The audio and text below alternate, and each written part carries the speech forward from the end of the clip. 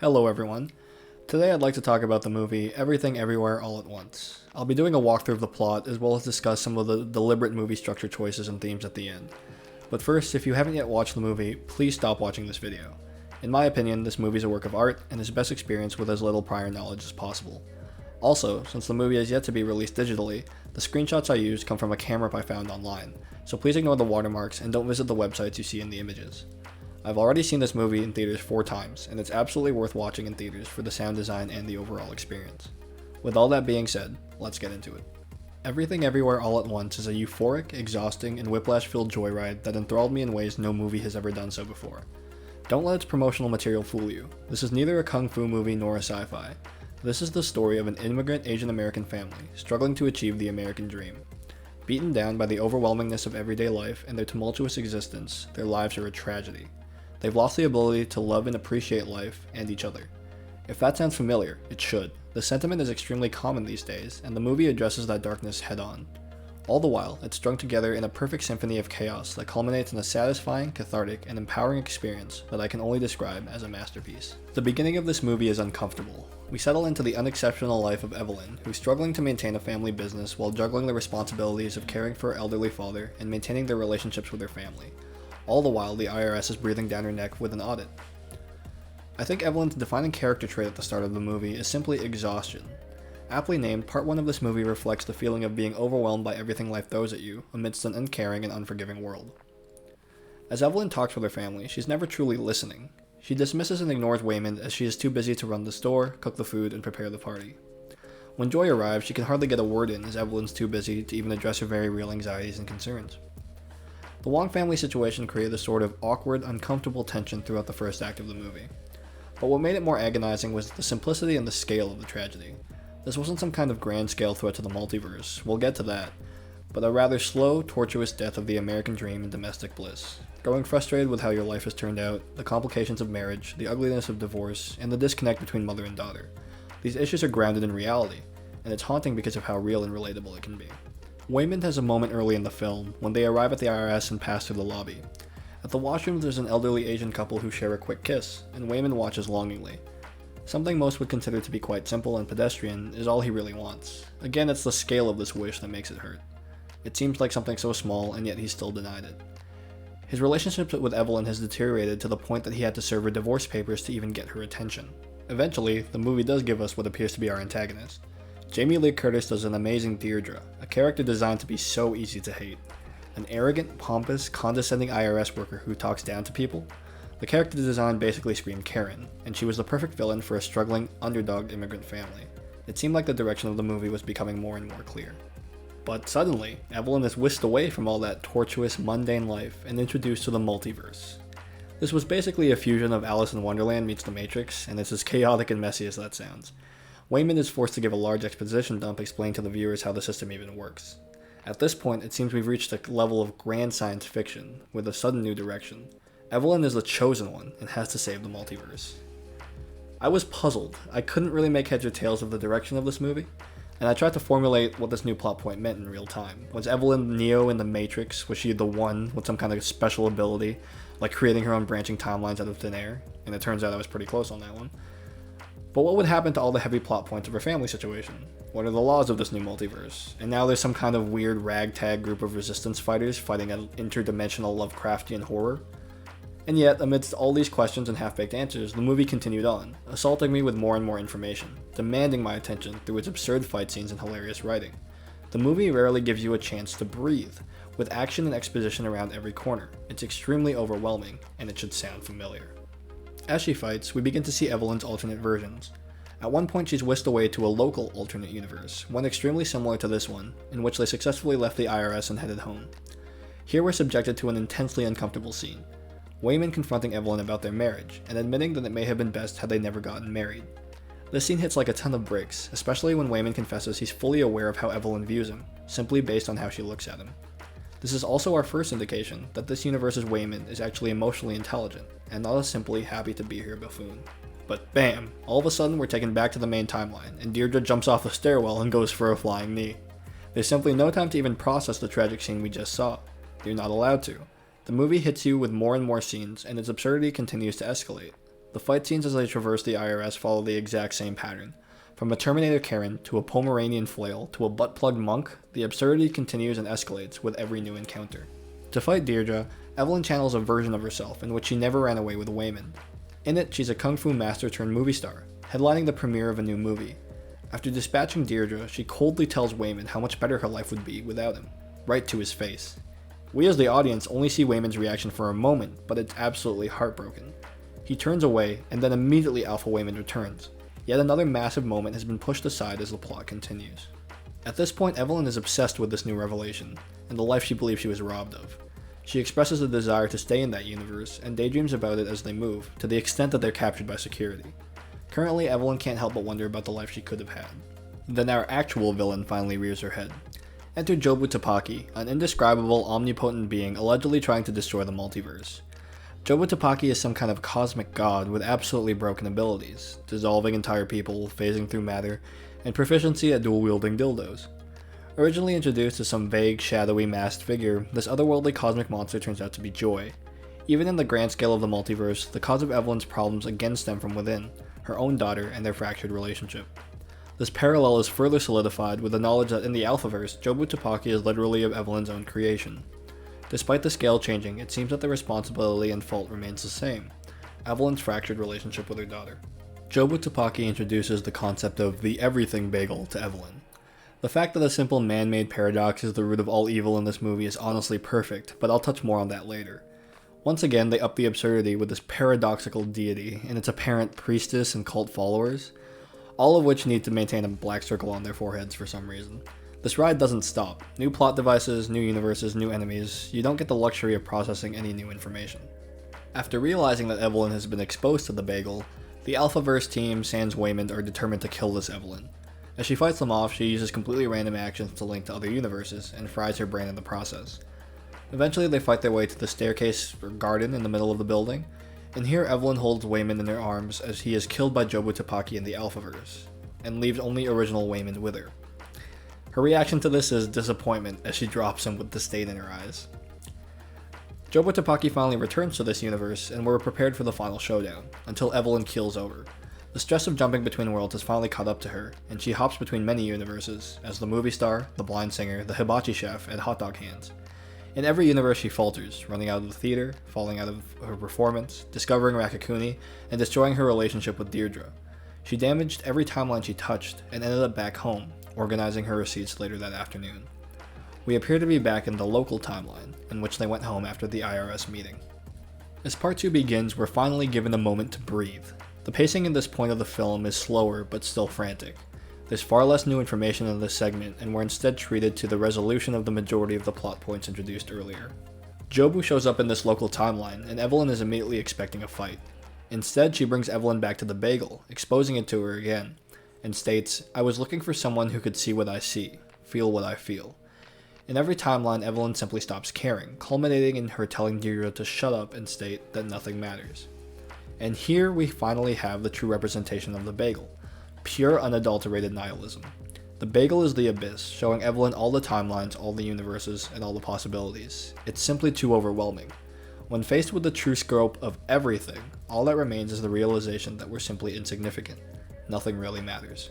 Additionally, there's probably something to be said when the source of all anxieties and struggles in this movie stem from what is specifically a man-made paradox, that being the everything bagel. Alluding to the fact that this crisis is one of our own creation, as humans attempt to understand the universe and create paradoxes or dissonance when they realize they cannot. Her acceptance of this fact triggers tragedy for every Evelyn across the multiverse, exposing Rakakuni, lashing out at movie Waymond, destroying her relationship with Hot Dog Deirdre, signing the divorce papers, and literally stabbing Waymond with a shard of glass back in the main timeline. It's at this point that Joy plainly explains her perspective. Their existences are a sea of chaotic, fractured moments, where only fleeting, brief specks of time can make any sort of sense. This plainly paints the concept of existential angst, the feeling of dread and anxiety that arises in the face of a meaningless and absurd world. There are many responses to this trauma. Some can find the realization empowering, while others can easily sink into depression. Evelyn's response appears to be a mixture of both. When she smashes the window, there's a sense of empowerment. The music swells, giving a triumphant, liberating sense of relief, and in every timeline Evelyn simply stops caring, destroying the lives of those around her. While obviously tragic, there is a level of catharsis that you can feel through Evelyn, and it's to a point that you're happy for her. The Daniels also mentioned this in interviews I've read recently, that they wanted to show how a bit of nihilism is a good thing. The ability to understand that nothing matters is comforting for us when we are depressed or overwhelmed, and I think this scene certainly achieves that sentiment. As she jumps through the universes, her final breakdown begins in the original timeline. After stabbing Wayman, she screams, and we see Evelyn in hundreds of universes all at once. The seizure-inducing scene ends with Evelyn collapsing, with the weight of the universes appearing to break her mind.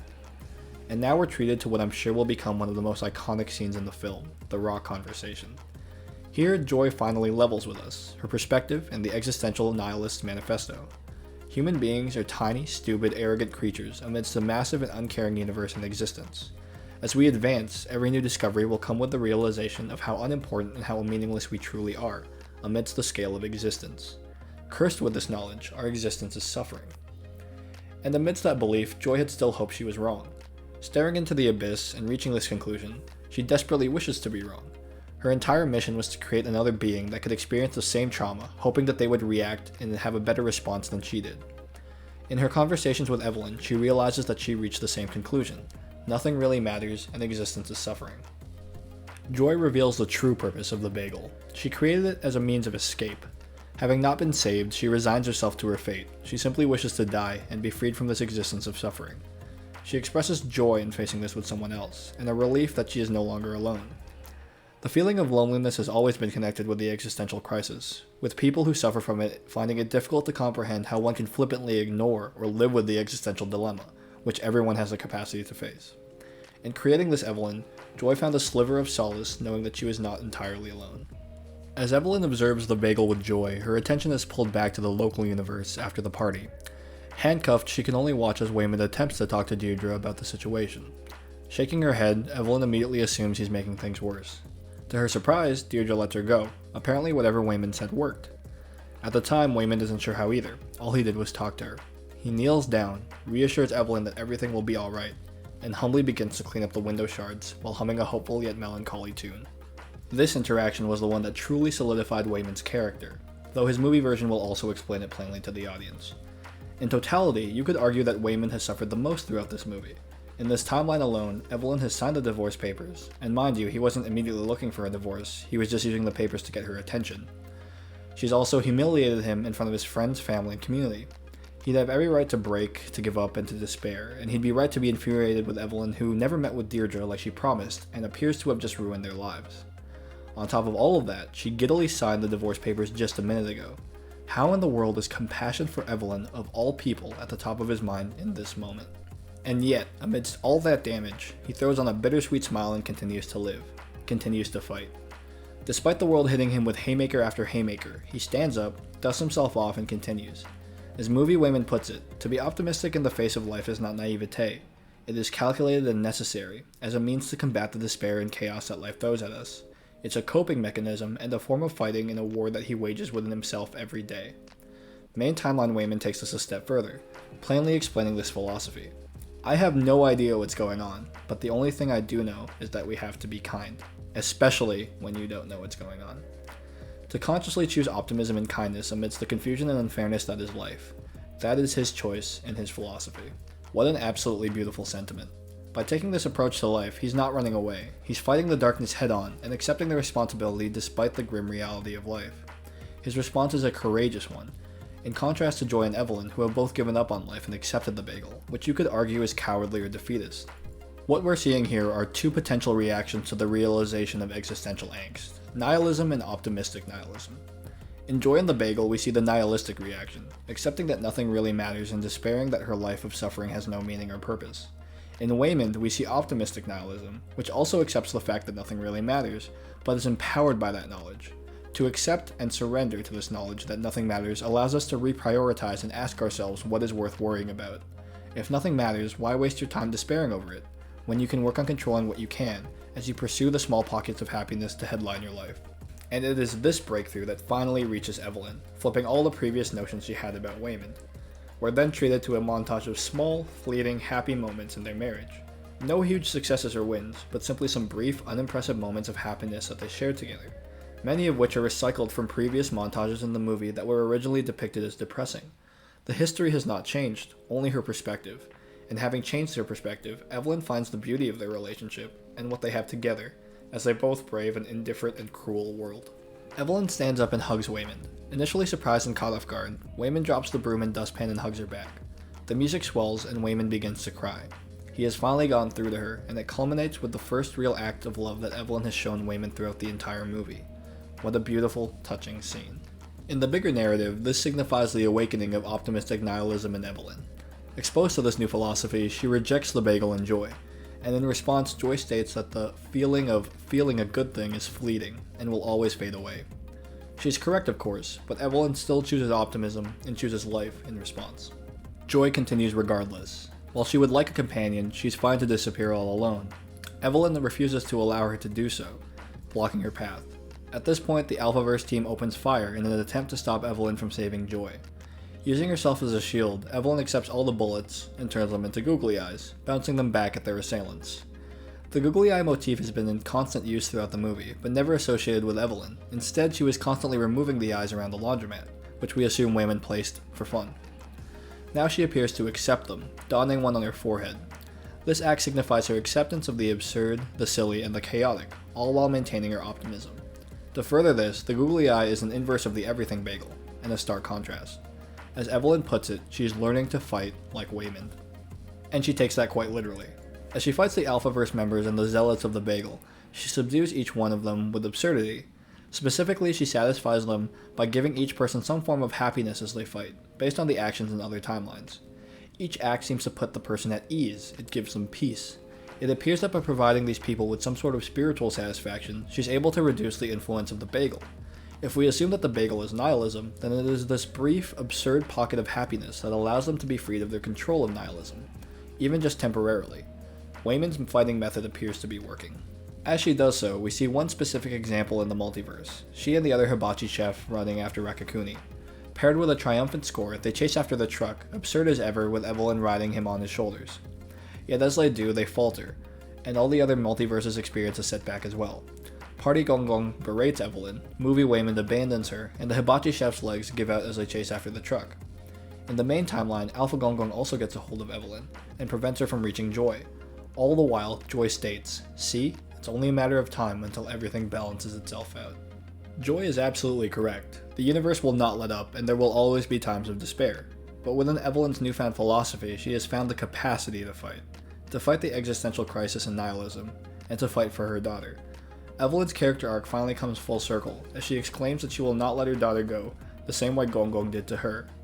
She has realized that her family and her happiness is absolutely worth fighting for, even in the face of the tortured life she has. She also experiences personal enlightenment, stating that, "It's okay if you can't be proud of me, because I finally am." This is a liberation that comes with the realization that nothing really matters. Finally able to define her own self-worth, Evelyn has broken the cycle of intergenerational trauma and approval. She finally introduces Becky to Gong Gong as Joy's girlfriend. Joy runs out of the laundromat, overwhelmed by the situation. In the meantime, they continue to fight in front of the bagel until the whole family holds on to Joy to save her. The music swells again, and the tension is broken with a primal cry from Joy, pleading for her mother to stop. They're back in the main timeline in front of the laundromat, and we have a conversation that is a microcosm of the movie.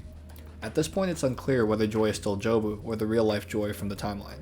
Regardless, the conversation is universal. And regardless of Evelyn's breakthrough, Joy is not swayed. Despite Evelyn's liberation and attempt to reconcile, Joy is still in the throes of her own crisis. As she states, she's happy that Evelyn has figured her shit out, good for her, but it doesn't save her. If anything, it hurts more to know that the person that you hoped would see your perspective has denied you entirely. She pleads for mercy and to be free from suffering. She asks Evelyn to let her go. And for a moment, Evelyn agrees. She lets her go. The rock falls from the cliff, the bagel begins to absorb her, and Joy gets into her car. But she returns. Evelyn berates Joy, highlighting all of their issues and her imperfections. She plainly lays out their broken relationship and exclaims that it makes absolutely no sense to want this reality when she could pick anyone she wants. Yet, citing the same mysterious universal force that moved Jobu to look for Evelyn, she claims that no matter what, she still wishes to be here, in this moment, with her. Joy counters, "Here, all we get are a few specks of time where any of this actually makes any sense." And Evelyn's response is universal and applies to both narratives. "Then I will cherish these few specks of time." Her declaration stabilizes the multiverse and is a parallel for her mental state. She befriends Deirdre, she reconciles with Hot Dog Deirdre, she saves Rakakuni, and Gong Gong is accepting Becky. Joy is overwhelmed and walks away from her car. Movie Evelyn pleads with Wayman to give them a chance, and The Rock follows Joy's rock down the cliff, all culminating in a grand montage that ends with a simple embrace between mother and daughter. After such a cheesy display, the whole family can only laugh, smile, and cry. It was absolutely an awkward situation, but the catharsis and relief is palpable. Evelyn plainly states, "We can do whatever we want, nothing matters." The finale is a short, joyful few minutes that resolves the personal journeys of the family.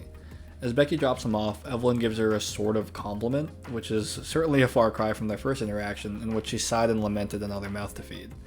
This acceptance is Joy's closure, her mother finally willing to accept all of her, and not begrudgingly. For Waymond, he's finally able to achieve his humble wish at the beginning of the movie. As he heads to the bathroom, Evelyn grabs his bag and gives him a kiss, an exact replica of the elderly Asian couple Waymond looked longingly towards at the start of the film. For Evelyn, she's finally able to breathe. She is positively giddy after kissing Waymond, and all smiles throughout. As they converse with Deirdre, she loses focus for a bit and begins to wander off, in the same way she did when traversing the multiverse. But when pulled back to the conversation, she asks, "Sorry, what did you say?" And the movie ends. This is in direct contrast to the original IRS meeting with Deirdre, in which she responds with, "Yes, I am paying attention," despite being clearly distracted. To me, this shows that Evelyn is finally at peace, and here with them in the moment. She is no longer distracted and feels less overwhelmed by life. Now with the capacity to slow down and clarify, as opposed to the frantic and very busy life she had at the beginning, in which she didn't listen to Waymond, Joy, or anyone really at all. Yet not much has actually changed for the Wongs, in regards to their literal situation and their lives. Even the issues with the IRS are not entirely gone. Deirdre mentions they still have problems. Such is life, and this movie doesn't have any sort of overly happy ending. However, with Evelyn's change in perspective, she has saved her family and her relationships. They've learned to love again, both the love of their own lives and their love for each other. As the credits roll, we are treated to "This Is a Life" by Sunlux, Mitski, and David Byrne. I'm absolutely in love with the song, and I've been playing it on repeat as I write this. At the start of the song, we have a bit of a haunting, melancholy theme, and Mitski's lines discuss the nature of life. She asserts that it is free of destiny. To me, this is the assertion that thoughts like destiny and living to your potential are no longer prevalent, especially to Evelyn. We are free of those self-imposed shackles that burden us as we try to apply them to the absurd and uncaring world, and we're relieved to do so. David's lines also bring these thoughts back, mentioning every possibility. Just like in the movie, the song depicts thinking about what could have been. David's "I choose you and you choose me" line also paints the picture of mastering your own destiny and taking control of your life. The majority of the lyrics share this type of message. Upon reaching the bridge, we get the triumphant, expressive sound, asserting, "We find this life somehow alright." And this is a nod to the optimistic nihilism in life, in finding beauty in the mundane, learning to somehow love your life and existence despite the curse of suffering of consciousness that humans are burdened with. After the bridge, the song winds down to its melancholy tune, but with a tinge of hopefulness which I attribute to additional high notes and instrumentals. Overall, an amazing accompaniment to the movie that parallels the journey we just took. And so ends Everything Everywhere All at Once. I was personally left with a great sense of catharsis, relief, and satisfaction. The journey was a harrowing and overwhelming one, but I was left invigorated yet exhausted. These are some of my favorite emotions and feelings in storytelling, and I'm very happy to have experienced it. So let's zoom out a bit and talk about the movie in its totality and the structure and its pacing. I think that the emotional whiplash and the fragmented storytelling of this movie are all very deliberate. The movie constantly brings its audience to emotional breaking points, and one-ups itself shortly after.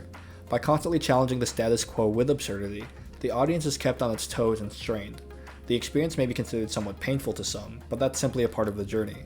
To me, they were mirroring Evelyn's life at the start of the film. Life is simply too fast and too complicated, and we're struggling to keep up. But it's this exact same pressure and build-up that allows the film to be so rewarding. By overwhelming us and feeding our emotions, the jokes are funnier, the despair hits harder, the triumphs feel greater, and the absurdly simple message to simply be kind becomes a tour de force. Optimistic nihilism and the concept of being kind in the face of everything is not at all new. The idea has been around for centuries. But it's up to the artist and the storyteller to ensure that these ideas resonate with the audience so that we are moved and that we believe. This movie did all of that and more.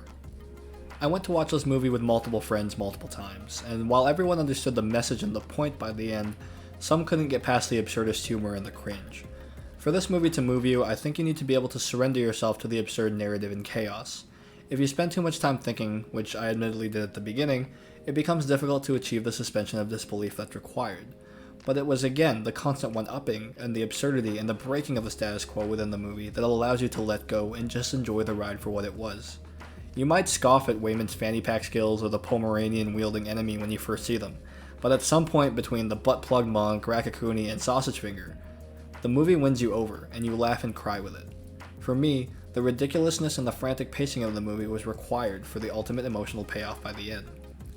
There's also something to be said about the aspect ratios within the film. In my rewatches, I noticed that the shots would become widescreen certain times when jumping to other universes, but I have yet to really formulate any sort of idea or theory about it. I'd love to hear what people think, though. The very nature of this movie being all over the place also means that it touches on many, many themes. While I can't touch all of them, and I don't think anyone really could, I will touch on the ones that stood out to me the most. The most universal, in my opinion, is the theme of living up to your potential. The movie and the multiverse plot device allow us to see this theme in actual practice. Evelyn was living the worst version of herself, and could literally see better versions of herself to compare to. While we have no such technology in real life, the sentiment and anxiety of fulfilling your potential is one that I believe anyone can relate to. Any decision in your life could lead to an entirely different future. Who hasn't asked themselves what could have been and played with the idea of a different life? As they say, the grass is always greener on the other side. Ultimately, it is the acceptance of nihilism that liberates Evelyn from this perspective, allowing her to be at peace with her own unexceptionalism and focusing on what really matters. I already touched heavily on the existential crisis and the responses of nihilism and optimistic nihilism earlier, but I wanted to bring attention to the way it was portrayed throughout the narrative. The story paints a modern type of nihilism, born from the repetitive minutiae of daily life and existence, clashing with one's dreams and ideals. You can say this movie is actually more of an embodiment of the conflict of the existential dilemma and the tug-of-war within Evelyn's mind of how to process it. As she accepts both schools of thought throughout the movie, neither is ever definitive. Multiple times during the climax, Evelyn falters in her attempt to save Joy. While she does use this newfound perspective to great effect, she's stopped by Alpha Gong Gong, and the triumphant scenes in the other universes are undercut by sobering reality. Joy chides, "See, it's only a matter of time until everything balances itself out." In my opinion, this is the correct portrayal of the existential crisis and the battle one faces with nihilism, especially in the modern context. The chaos far outweighs the good, and the two philosophies engage in a battle within the mind. Evelyn being exposed to optimistic nihilism does not guarantee her salvation, it merely provides her with a better coping mechanism. Her faltering within the narrative mirrors the back and forth battle between the philosophies that everyone experiences during the existential crisis. You're never truly out of the woods, the battle never ends, and you simply continue to fight as best you can. To further this, Evelyn falters again when she lets Joy go, only to turn around and save her. This belief is also very well expressed by a quote from Abed in one of Community's most iconic episodes, Remedial Chaos Theory. Touching on many of the same topics of multiverses, the nature of reality, and what should truly be important to us, he says the following. Chaos already dominates enough of our lives. The universe is an endless, raging sea of randomness. Our job isn't to fight it, but to weather it together. On the raft of life. A raft held together by those few, rare, beautiful things that we know to be predictable. Ropes? Vines. Vines? Let him finish! Us. What a great metaphor. What we're doing is weathering the storm of existence, not solving it, and amongst that battle we'll experience the highs and lows throughout our lives, such as the tragic nature of rational thought. I also want to touch on the relationship between existentialism and absurdity. In modern lingo, absurdity describes something ridiculous or unreasonable to the point that there's probably an audacity to it, and I'd argue that this movie certainly fits that definition of absurd. The jokes are audacious, home run swings used to heighten the emotional investment and shake up the status quo so the movie can hit you harder. In philosophy, though, the concept of absurdism is very specific. It's specifically the human tendency to seek value or meaning in life, and the dissonance that comes with the fact that it is impossible to find an answer with any real certainty. If nihilism is the thought that nothing else matters, a common response to it is the existential crisis, as one tries to confront their place in a meaningless world. So while the definitions of absurd are different in these contexts, I'd like to argue that the movie uses both meanings masterfully, and that our modern definition has evolved to copy some of the original philosophical premise. When experiencing the existential crisis, it's very difficult to see the perspective of optimism. To eventually do so means that on some level you have surrendered control of your life and accepted the chaotic nature of our existence. And that is the exact same surrender I relate to the absurdist humor, especially in the context of this movie. The bombastic, maximalist direction of this movie is frankly very hard to commit to at first, but as you surrender yourself to the experience, the humor grows on you, and you can appreciate what they're going for. The same can be said about accepting optimistic nihilism. Once you're able to accept the absurdity of our own existence, you can move forward and try to enjoy it, despite the anxieties. The movie honestly has something for everyone. When talking to my friends, one thought that the message was about how life is about balance, the impermanence of emotion, and that everything is fleeting, so therefore don't get too high or too low. Another was far more focused on the plot points of generational trauma, and the relationship Evelyn has with Joy. As an Asian American immigrant myself, I think there's a whole lot more to unpack there. This movie does have an extra layer for immigrant families and Asian American families. I intend to talk about that in a future video. To me though, this movie was primarily about the existential crisis in the modern form. Art is in the eye of the beholder, and this piece of media has affected people in so many different ways. It truly is everything everywhere all at once, and I can only hope I did it some justice. If you're hearing this, thanks for listening all the way to the end. This is my first foray into this type of video essay, but the movie was so compelling that I felt that this was the only way for me to rationalize it. After watching it the first time, I just went home and started to write, for the first time since high school. I hope I was able to convey my thoughts on the movie and why I think it's so special. I'd also love to hear other takeaways people had from the movie too. I've gotten so many different responses when asking my friends, so I'd love to start a dialogue in the comments and see how this has all affected us. I think this movie is actually gaining momentum, and as more people catch on, we'll have more discussion than ever, so I'm excited to see where this fandom takes us. Talk soon.